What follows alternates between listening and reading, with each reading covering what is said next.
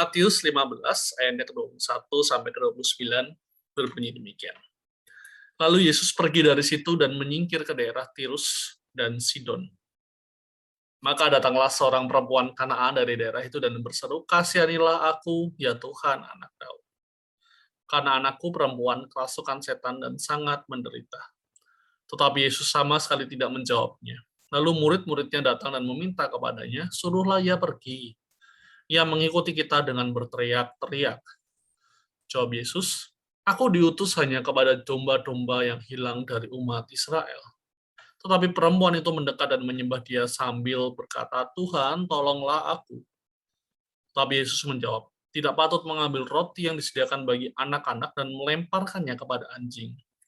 Kata perempuan itu, "Benar Tuhan, namun anjing itu makan remah-remah yang jatuh dari meja tuannya."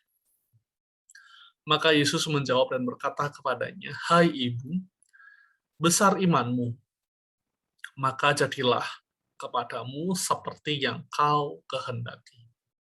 Dan seketika itu juga anaknya sembuh.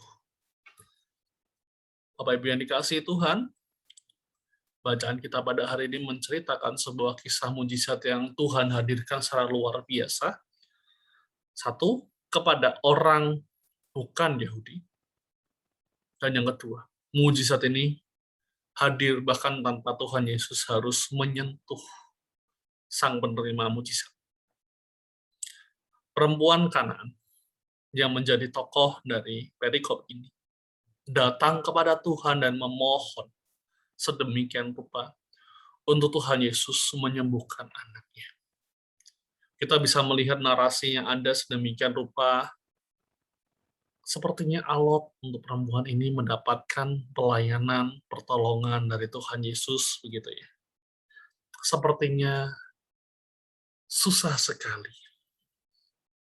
Tetapi kita bisa melihat satu hal di akhir dari perikop ini. Tuhan Yesus berkata kepada perempuan ini, "Hai ibu, besar imanmu, maka jadilah kepadamu seperti yang kau kehendaki."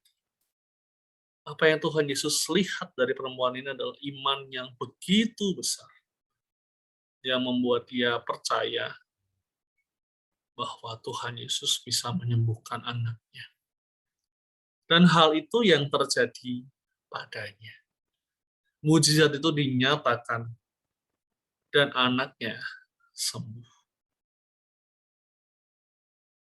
Iman yang besar ini menjadi teladan iman pula bagi kita, Bapak Ibu yang dikasihi Tuhan. Seberapa dari kita merasakan bahwa di dalam hari-hari kita sebagai orang percaya, kadang-kadang kita tidak beriman, begitu ya, pada penyertaan Tuhan, pada pertolongan Tuhan. Perikop ini mengajak kita untuk mengingat dan datang lagi kepada Tuhan. Untuk bersama bersekutu kembali. Untuk bersama masuk dalam proses-proses yang Tuhan sediakan dalam pertumbuhan iman kita.